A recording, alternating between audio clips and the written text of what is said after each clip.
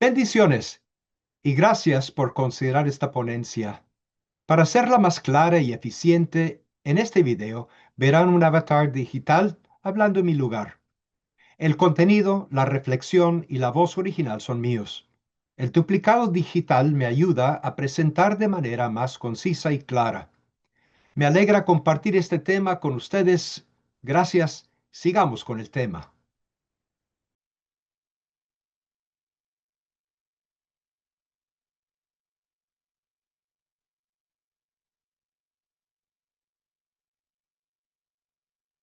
Introducción y tesis. Saludos en el nombre de nuestro Señor. Agradezco su atención a estas ponencias y confío en que podamos seguir dialogando para el bien del reino. Mi tesis consiste en que lo que une a reformados y reformacionales promete una colaboración que no solamente puede ser poderosa, sino también muy necesaria en el mundo que emerge en la posmodernidad. Mi objetivo es, primero, presentar un acercamiento histórico-cultural que, en mi opinión, hace falta en el diálogo actual en América Latina. En segundo lugar, deseo proveer materiales, artículos y reflexiones, mayormente desde adentro de la comunidad reformacional. De buena fe, he intentado entender y representar el diálogo interno y el progreso dentro del movimiento. Quizás sería mejor hablar de movimientos reformacionales, ya que, con la caída de la modernidad, la línea ortodoxa en cuanto a las escrituras se ha distinguido y no solo se ha acercado a los reformados, sino que también aporta algo propio que refuerza la cosmovisión reformada clásica y fortalece su enfrentamiento a nuestra época actual. Trasfondo personal del ponente. Nací en Holanda, Michigan, en el contexto de cultura y pensamiento holandés. Mi padre fue misionero y llegó a México por influencia de Kempers, el misionero en Chiapas, y terminó en Monterrey. En Monterrey crecí en medio de conversaciones con líderes de la Iglesia Nacional Presbiteriana en el norte y finalmente llegué a conocer a muchos en Hacienda El Refugio, junto a una de las primeras iglesias del norte. Tengo cierto conocimiento de este tema desde hace tiempo, pero lo he estudiado con especial atención porque tengo un profundo aprecio por la Iglesia Nacional Presbiteriana. Aunque soy estadounidense por ciudadanía y ascendencia, crecí en Monterrey. Mis amigos pertenecían a la Iglesia Nacional y también participé en el movimiento del esfuerzo cristiano. Por ello, siento una gran estima, solidaridad y afecto por la Iglesia Nacional Presbiteriana, a la que sigo extrañando aún viviendo en los Estados Unidos. En los últimos 20 años he estado enseñando ética en una universidad estatal, es decir, en un ambiente secular más dirigido hacia la filosofía que hacia la teología. Y esto me da quizá una perspectiva un poco diferente de la de una persona que esté mirando estas cuestiones principalmente como teólogo. Mi doctorado es en misionología, es decir, en cómo comunicar el Evangelio a diferentes culturas. Seguramente han notado que México, al igual que los Estados Unidos, está cambiando con gran rapidez. La cultura de nuestros hijos ya no es la misma en la que nosotros nos formamos. En este contexto, he tenido amistades muy significativas, particularmente en el norte y en el sureste, tanto reformacionales como reformadas, a quienes aprecio profundamente. En la universidad comencé a disfrutar, como estudiante, los libros de Francis Schaeffer, de Kuyper, de Warfield y de otros. Mi mayor interés actual es el reino de Dios. Contexto histórico. En la década de 1970, todavía recuerdo el llamado moratorio, cuando la Iglesia Nacional Presbiteriana se independizó de las iglesias norteamericanas. A partir de ese proceso, surgieron numerosas congregaciones, aunque también hubo instituciones que quedaron rezagadas, como clínicas y escuelas, y que posteriormente fueron decayendo. Creo que ahora nos encontramos en una coyuntura igualmente decisiva, aunque ya no en relación con la Iglesia de los Estados Unidos en el mismo sentido de antes. De hecho, la Iglesia Nacional Presbiteriana y las iglesias presbiterianas del norte están hoy colaborando de manera mucho más estrecha. Colaboración y tensiones. Más bien, lo que enfrentamos actualmente es el impacto del posmodernismo, la globalización y los profundos cambios culturales que están ocurriendo.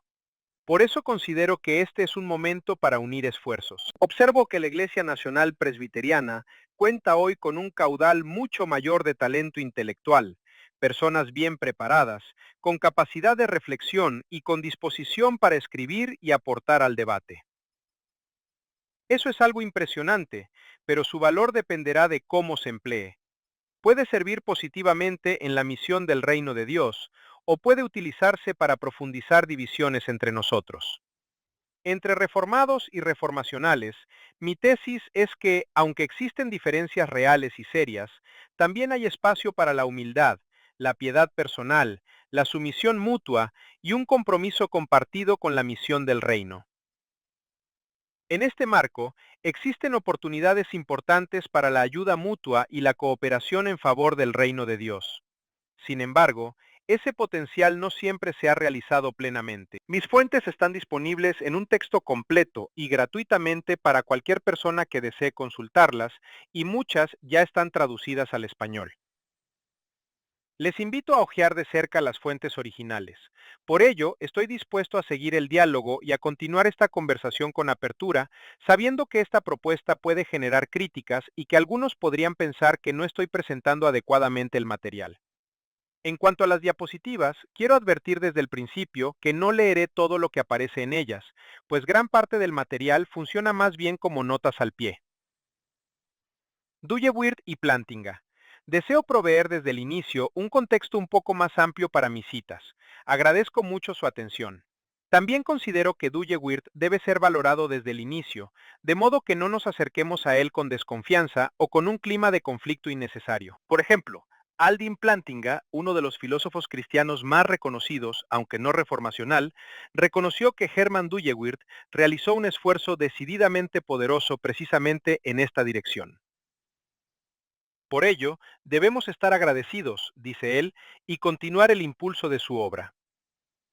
Pero la comunidad filosófica cristiana también debe ofrecer sus propias explicaciones sobre los principales temas y preocupaciones filosóficas. Hermann Duyewirth hizo un esfuerzo decidido y poderoso para hacer precisamente esto. Por eso estamos agradecidos. Debemos continuar en el espíritu de su obra, ofreciendo nuestras propias explicaciones de estas áreas. Esta tarea es desafiante, formidable, difícil y frustrante. También es fascinante, cautivadora y gratificante.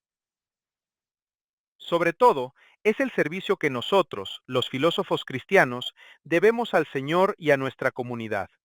De hecho, Plantinga ha ejercido quizá más influencia que cualquier otro filósofo reformado de mi generación y ha impulsado todo un movimiento de académicos formados en filosofía que enseñan en universidades de los Estados Unidos una filosofía secular desde una perspectiva cristiana, siguiendo en parte la estela de su obra. Rousas Rushdoony fue nombrado para escribir la introducción de Ocaso del Pensamiento Occidental al ser traducido al inglés. Es conocido por ser uno de los pensadores originales de la teonomía, pero igualmente elogió el mensaje principal de Duyewirth, el rechazo de la razón autónoma y la ilusión de la objetividad neutral de la modernidad, cualesquiera que fueran sus reservas sobre otros aspectos. La ciencia es un aspecto de su vocación divina en un mundo regido por la ley y un ámbito legítimo de actividad santa. La visión que aparentemente rechaza la ciencia se convierte así en la única fuente de la verdadera ciencia, mientras que cualquier visión que absolutiza lo relativo acaba destruyendo el valor de ese aspecto de la creación y emasculando la vida y la experiencia. Las implicaciones culturales, históricas y filosóficas de la posición de Duyewirth son, por lo tanto, de gran alcance. Aquí hay una filosofía con universalidad y poder. Su amplia influencia en Europa no debe sorprendernos. La crítica de ciertos aspectos de la filosofía de Duyewirth ha sido utilizada como pretexto para eludir la fuerza del conjunto. Pero Duyewirth, como Calvino y Kuyper antes de él, no ha llegado a una formulación final libre de defectos o inconsistencias ocasionales. Sin duda, estos deben señalarse, pero no pueden usarse como excusa para eludir el impulso principal de su filosofía, una filosofía cristiana y una filosofía grande. Frame y Van Til.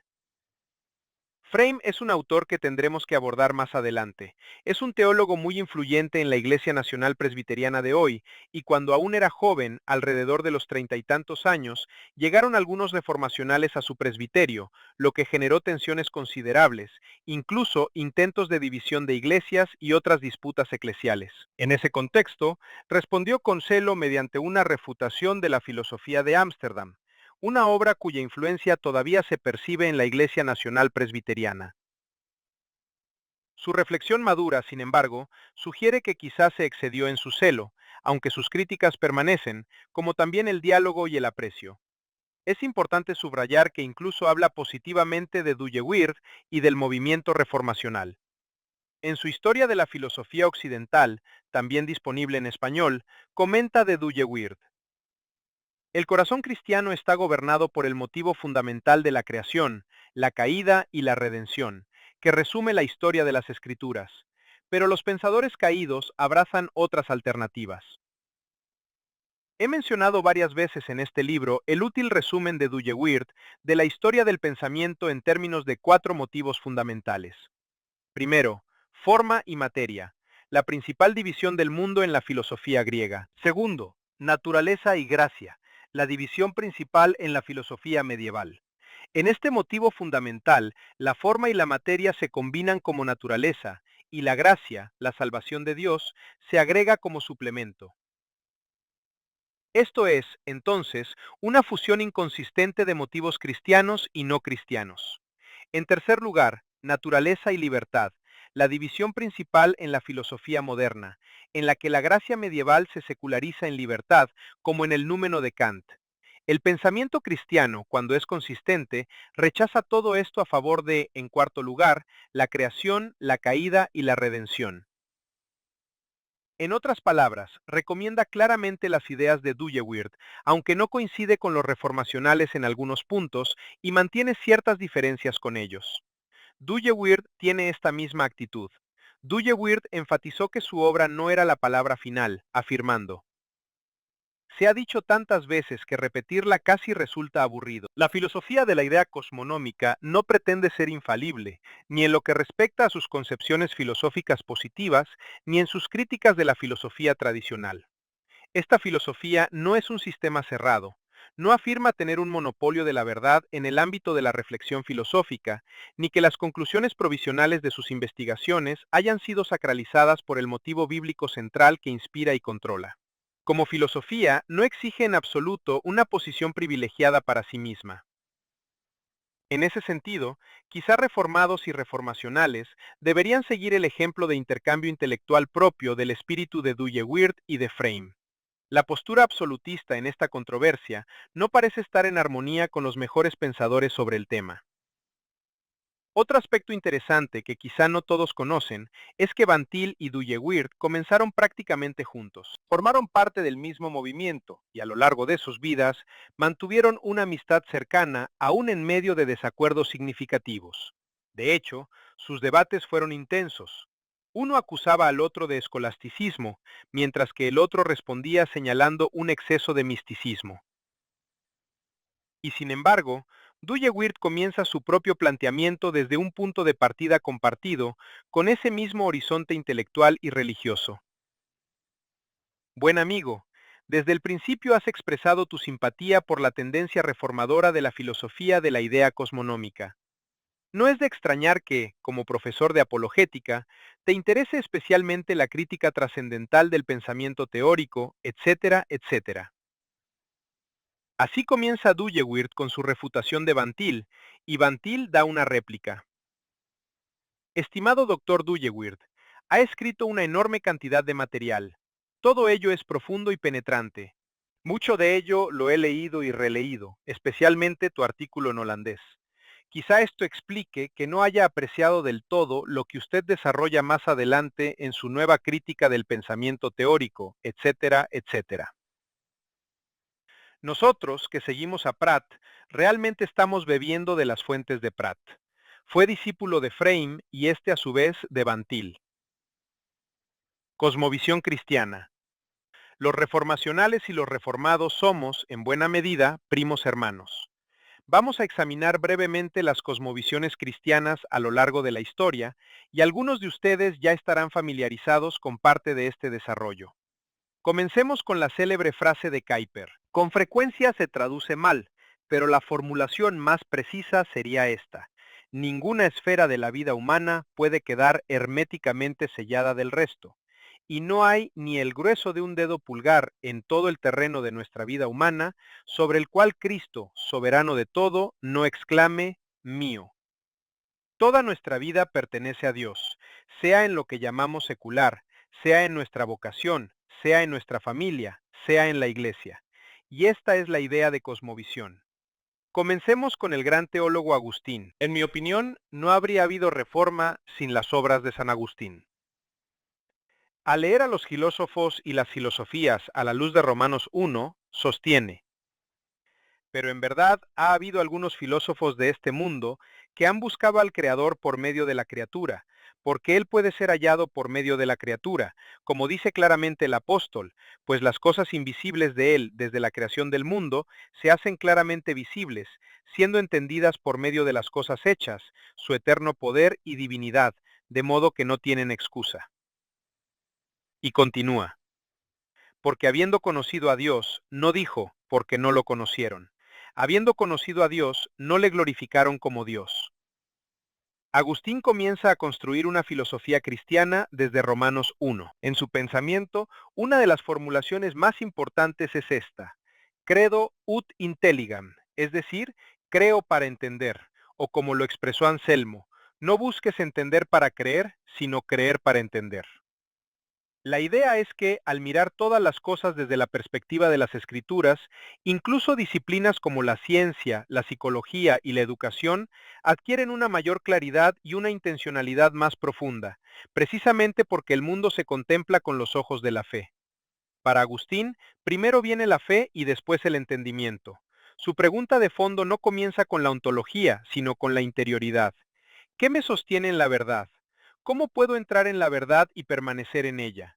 Y la respuesta para él es clara: por medio de la fe y de las escrituras. Tomás de Aquino. Ahora bien, Tomás de Aquino no es igualmente apreciado por reformados y por reformacionales. Sin embargo, yo mismo he aprendido mucho de Tomás y hay aspectos de su pensamiento que valoro. Además, dado que algunos católicos en América Latina siguen siendo tomistas, mientras que otros han adoptado posiciones más marxistas, todavía podemos tener diálogos provechosos con los tomistas sobre temas comunes. Tomás parte de la experiencia sensible. Fe y razón son distintas pero complementarias. Su frase clave es: la gracia no destruye la naturaleza, sino que la perfecciona. En este sentido, él comienza con el mundo natural y luego, a la luz de la fe, añade lo que falta desde la revelación especial. Para Tomás, el universo es un orden racional. También está su afirmación célebre de ipsum esse subsistens, es decir, que Dios es el único ser que tiene vida en sí mismo. En esto estamos de acuerdo. Todo lo demás que existe depende de ese Dios que creó todas las cosas y las sostiene. Si nos quedáramos ahí, estaríamos bien. Pero el problema es que Tomás toma demasiado de los filósofos griegos, especialmente de Aristóteles. Conceptos como subsistencia, esencia y existencia reciben en su obra definiciones de origen griego, y una vez que esas categorías entran en la teología, comienzan a generar tensiones. Por eso, Tomás es al mismo tiempo un pensador brillante y uno que ha provocado muchas controversias desde muy temprano. Es interesante notar que, hasta donde puedo ver, Calvino nunca cita a Tomás. No parece entablar un diálogo directo con sus escritos. En cambio, si uno revisa el índice de la institución, encontrará mucho a Agustín. El problema de Tomás para nosotros es que sobreestima la capacidad de la razón humana. Él decía que, para ciertas verdades, se requiere fe, pero en las cosas materiales, lógicas y racionales, el no creyente puede razonar del mismo modo que el creyente. Sin embargo, tanto Calvino como Lutero insistieron en que los efectos del pecado también han deteriorado las facultades de la razón, de las ciencias y de nuestra capacidad de observar correctamente la realidad. En ese punto, Calvino vuelve a la intuición de Agustín: primero creemos y después entendemos. Y aquí aparece también una crítica que escucharán con frecuencia entre los reformacionales. El problema de Tomás con la analogía entis, la idea de una analogía del ser entre Dios y la criatura. Ahora, Tomás insiste con razón en que hay una diferencia entre el creador y la criatura, y que estas dos realidades nunca deben confundirse. Pero la idea de una cierta igualdad de ser tiende con facilidad hacia alguna forma de panteísmo o de confusión entre Dios y el mundo. Calvino, en cambio, lo expresa de otra manera, como una analogía reflexiva. Somos una reflexión analógica de Dios, pero no una analogía entis. Los reformadores criticaron a Tomás por su confianza en la razón, pero también por su manera de hablar de la teología como la reina de las ciencias. Y este es otro tema al que los reformacionales retornarán una y otra vez, porque si la teología es el estudio de las escrituras y de la revelación bíblica, entonces ciertamente ocupa un lugar central. Pero hay que recordar que en Tomás hablamos dentro de la Iglesia Católica, y la Iglesia Católica siempre ha pensado en términos de jerarquía. Todo se organiza desde la autoridad máxima hacia abajo. Así que cuando Tomás habla de la reina de las ciencias, está diciendo que todas las ciencias quedan subordinadas a la teología, y la teología, a su vez, queda bajo el ministerio del magisterio. ¿Y qué es el magisterio? Pues son los concilios, el papa y la jerarquía eclesiástica, que colocan a todas las ciencias bajo la estructura de autoridad romana. Por lo tanto, rechazamos esa formulación en su uso jerárquico y eclesiológico. Pero ciertamente no debemos descartar por completo la idea de la teología comprensiva, como la expresa Bavinck. Las diferencias entre Agustín y Tomás son importantes. Por ello, aquí se provee una tabla de resumen entre Agustín y Tomás de Aquino. Bavinck y la teología. Quisiera enfatizar una distinción con claridad. Ser neocalvinista significa, de una manera u otra, seguir a Kuyper y a Bavinck. Eso no equivale necesariamente a ser reformacional. De hecho, algunos pensamos que los reformacionales, en ciertos momentos, se han apartado del camino trazado por Kuyper y Bavinck. Por eso recomiendo mucho leer a Kuyper y a Bavinck, pero leerlos sin espíritu de controversia. En particular, hay razones para interesarse en Bavinck, quizá más que en Berkhoff. Claro, Berkhoff es una enciclopedia de verdades bíblicas, y a mí me encanta, pero si uno busca una teología más vivencial, las teologías sistemáticas de Bavinck son excelentes. Bavinck lo expresa así. La teología es la ciencia que tiene a Dios como su objeto, lo investiga a Él y todo lo demás en relación con Él, y así busca comprender y ordenar todas las cosas a la luz de Dios. Por esta razón, la teología no es una parte del conocimiento humano, sino el todo de este visto en relación con Dios. Es la ciencia de las ciencias, la reina de las ciencias. Todas las demás ciencias presuponen sus resultados y están incluidas dentro de su dominio porque todas las cosas son de Dios, por medio de Dios y para Dios. Por lo tanto, la teología es la ciencia de Dios y de todas las cosas en Dios. Precisamente ahí está el punto. Si entendemos la teología de esa manera, como el estudio de Dios y de todo lo demás en relación con Él, entonces la teología ocupa naturalmente y necesariamente un lugar central, no como una imposición jerárquica, sino como el eje desde el cual todas las demás disciplinas pueden ser vistas con claridad.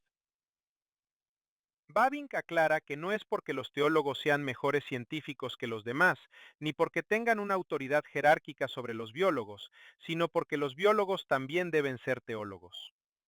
Todos debemos tratar de ver cómo nuestros campos se coordinan con Dios y con la palabra de Dios. Bavinck, en particular, cree que podemos aprender de la revelación general de la naturaleza para las ciencias mismas y aún para la teología. Pero claro, la teología es prioritariamente el estudio de las escrituras. Esa es nuestra base. Y así está en Westminster. Es la única regla infalible de fe y práctica. Y cuando hacemos la pregunta, ¿y cómo hemos de interpretar las partes difíciles de las escrituras? ¿Cuál es la respuesta de Westminster? Los pasajes menos claros se interpretan a la luz de los pasajes más claros. La Biblia es su propio intérprete. En Calvino encontramos algo que podría describirse como los lentes de las escrituras. La Biblia nos ofrece una perspectiva desde la cual podemos contemplar toda la realidad. Sin embargo, al hablar de la relación entre lo reformado y lo reformacional, conviene introducir otras distinciones importantes. Sujeto y objeto. En la primera generación de pensadores reformacionales, se enfatizó especialmente la diferencia entre sujeto y objeto. Algunos sostienen, por ejemplo, que no podemos estudiar a Dios porque ello implicaría reducirlo a un objeto de investigación científica. Pero, en la misma institución, Calvino afirma que solo hay dos asuntos verdaderamente fundamentales que debemos conocer: a Dios y a nosotros mismos. Y precisamente aquí resulta decisivo que, en su pensamiento, lo subjetivo y lo objetivo no pueden separarse de manera absoluta. No podemos conocer a Dios sin conocernos a nosotros mismos, ni conocernos a nosotros mismos sin conocer a Dios. Entre Dios y el ser humano no opera una relación simple de sujeto y objeto, sino una dinámica viva de mutua referencia y transformación. Al estudiar a Dios, también somos transformados en nuestra comprensión de nosotros mismos, y al examinarnos a nosotros mismos, nuestra visión de Dios se profundiza. Esta relación puede describirse mejor como una interacción continua entre sujeto y objeto, en contraste con la analogía de Tomás o con una revelación natural concebida como plenamente transparente. El verdadero problema no es la ausencia de revelación natural en Calvino, sino nuestra propia condición. Somos ciegos, dice, necios e incapaces de percibir con claridad lo que está frente a nuestros ojos. Porque, aunque el despliegue del poder y de la sabiduría divinos que se manifiesta en el mundo creado es tan claro que no podemos alegar ignorancia, sin embargo, somos por naturaleza tan torpes y tan estúpidos que ese testimonio se pierde para nosotros. Así, lo que en sí mismo es evidente no nos aprovecha, porque nuestra propia condición nos impide leerlo correctamente. Para Calvino, precisamente esa incapacidad humana explica por qué necesitamos de escritura como el medio por el cual aprendemos a ver correctamente tanto a Dios como al mundo. Calvino utiliza varias analogías para expresar esta idea. Dice, por ejemplo, que es como una persona mayor que ya no ve con claridad. Puede distinguir que hay líneas en la página, pero no logra leer las palabras hasta que se pone los lentes, y entonces, de pronto, puede hacerlo. O también como alguien que, a la distancia, ve una figura que parece ser un hombre, pero solo al ponerse los lentes logra verla con claridad. La idea de Calvino es que esa debe ser nuestra cosmovisión. Las escrituras deben penetrarnos de tal manera que comencemos a ver todo el mundo con mayor claridad.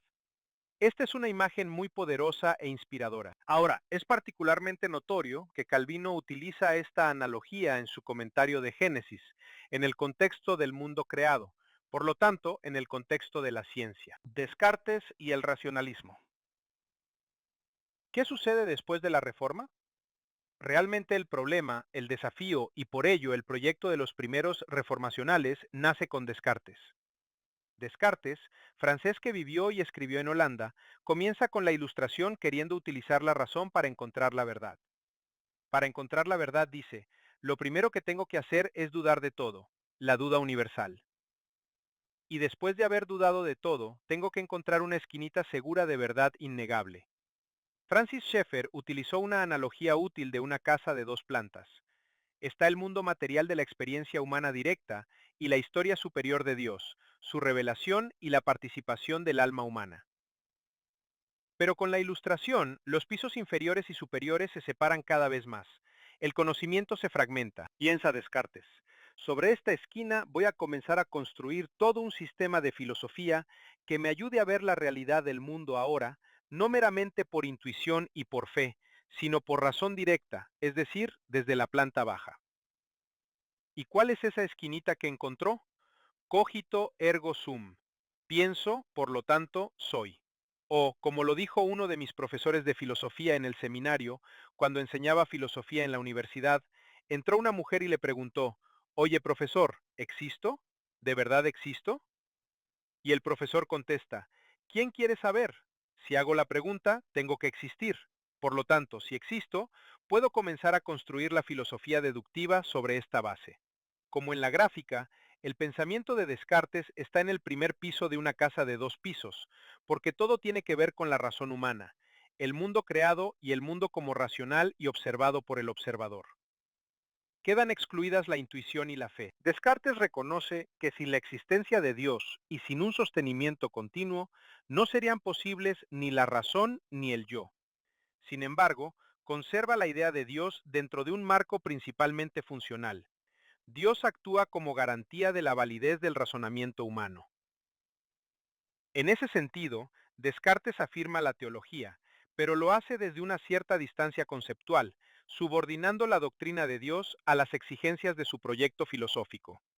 Además, en este contexto aparece con mayor nitidez la distinción entre sujeto y objeto, al menos tal como se desarrolla en la historia de la filosofía moderna. Esta distinción surge por primera vez y de manera central para el racionalismo y el cientificismo de la Ilustración, los cuales presuponen una separación entre el observador y lo observado. El ideal epistemológico consiste entonces en que el sujeto observa con claridad, neutralidad y objetividad, de modo que pueda conocer adecuadamente el objeto que examina. Aquí se inicia una separación decisiva, y el problema se agudiza con el paso siguiente, representado por David Hume. Hume y Kant, Hume ya no presupone la existencia de Dios como necesaria. Más radicalmente, sostiene que todo el conocimiento proviene de impresiones, es decir, de aquello que es captado por los sentidos. Sin embargo, esta posición genera una serie de dificultades filosóficas de gran alcance. Entre ellas surge una pregunta fundamental. ¿Puedo estar seguro de que existí ayer o de que existiré mañana? ¿Puedo afirmar con certeza que el mundo exterior existe independientemente de mis percepciones? ¿Tiene realmente el escritorio una sustancia propia o es simplemente una impresión de mis sentimientos? ¿Existe de hecho un mundo externo? ¿Puedo garantizar que mañana saldrá el sol? ¿O esa expectativa no es más que un hábito psicológico formado por la repetición, es decir, por inducción? Hume propone, en efecto, la cuestión de la causalidad, la inducción, la permanencia del yo, la realidad del mundo exterior, y con ello la posibilidad de una certeza científica robusta, así como de una moral objetiva. Resulta irónico que algunos ateos académicos recurran a Hume para negar la existencia de Dios, sin advertir que con Hume tampoco queda intacta la ciencia. Si no hay causalidad, no hay ciencia. Si no hay un mundo exterior estable, tampoco puede haber conocimiento científico en sentido fuerte. En Hume, por lo tanto, el edificio filosófico pierde su segundo nivel. Solo permanecen impresiones sensibles, inconexas, incapaces de sostener una visión coherente de la realidad. No es casual que Hume acabara abandonando la filosofía para dedicarse a la historia. Kant, mientras estudiaba geografía y astronomía en Prusia, entró en contacto con Hume y lo leyó durante toda una noche. Más tarde afirmó que Hume lo había despertado de su sueño dogmático. A partir de ese encuentro, Kant comprendió que el problema filosófico era mucho más complejo de lo que había supuesto. Ni la razón ni la ciencia podían asegurarse sobre la base de un empirismo ingenuo, y ni siquiera la existencia del yo quedaba ya filosóficamente garantizada. De esta crisis surgió su intento de construir una nueva cosmovisión cuyo legado nos aproxima considerablemente a Dewey. Según Kant, el único ámbito que podemos conocer directamente es el de los fenómenos, es decir, el mundo material como se nos aparece en la experiencia, la planta de abajo. Son las cosas que podemos ver, tocar, oír y observar. Sin embargo, no podemos conocer de manera directa si el yo, en cuanto tal, existe del mismo modo. No podemos verificar empíricamente el alma, la mente ni el yo permanente. La química puede describir el cerebro en términos de procesos físicos, pero no revela la existencia de la persona como sujeto moral. Esto plantea preguntas fundamentales. ¿Estoy realmente tomando decisiones o aquello que llamo decisión no es más que un proceso químico en mi cerebro? ¿Existo verdaderamente? ¿Existe la causalidad? Kant responde que si se negara la libertad, la vida humana se volvería ininteligible. Si no pudiera distinguir entre deliberación y mero mecanismo, la vida cotidiana colapsaría en incoherencia. No podría actuar responsablemente, confiar en mis decisiones ni dar sentido a mis acciones ordinarias. Por eso, para Kant, El ámbito inmanente de los fenómenos es accesible al conocimiento, pero también existen realidades trascendentales o númenos que no pueden conocerse científicamente y que, sin embargo, deben presuponerse para que la vida tenga sentido. Entre ellos se encuentra la ley moral, Dios y la libertad humana. Kant no pretende demostrar la existencia de Dios en un sentido estrictamente científico o racionalista. Más bien sostiene, por ejemplo, que la justicia, la obligación moral y la dignidad humana nos obligan a postular a Dios, la inmortalidad y la libertad como condiciones necesarias de la vida moral. No podemos probar empíricamente la libertad, pero nuestra humanidad exige asumirla. De lo contrario, la responsabilidad, la moralidad y la acción significativa se vuelven imposibles. El yo en el mundo material no posee por sí mismo mente ni integridad. Más bien, se presenta como un conjunto fragmentario de impresiones. La integración de la experiencia en una persona solo parece posible en un nivel trascendente del yo, más allá de lo fenoménico, más allá de lo material, donde las vivencias se unifican, reciben coherencia y adquieren sentido y propósito. Es ahí donde el sujeto comprende su propio ser. Kant intenta responder precisamente al problema planteado por Hume. En ese contexto, y aquí comienza a perfilarse la primera generación de los pensadores reformacionales, entre ellos Dewey, quien a su vez busca resolver el problema dejado por Kant. La dificultad en Kant consiste en que el nivel trascendental del ego o sujeto racional afirma una autonomía humana radical. El ser humano se entiende como agente libre que toma sus propias decisiones, vive desde su propia perspectiva y desde esa perspectiva puede organizar con claridad el mundo real, es decir, el ámbito fenoménico. Por lo tanto, el yo trascendental tiene que existir fuera del mundo de la planta baja, y debe operar con total autonomía. En la próxima sección continuaremos con la respuesta de la primera generación de reformacionales al desafío de Hume y de Kant.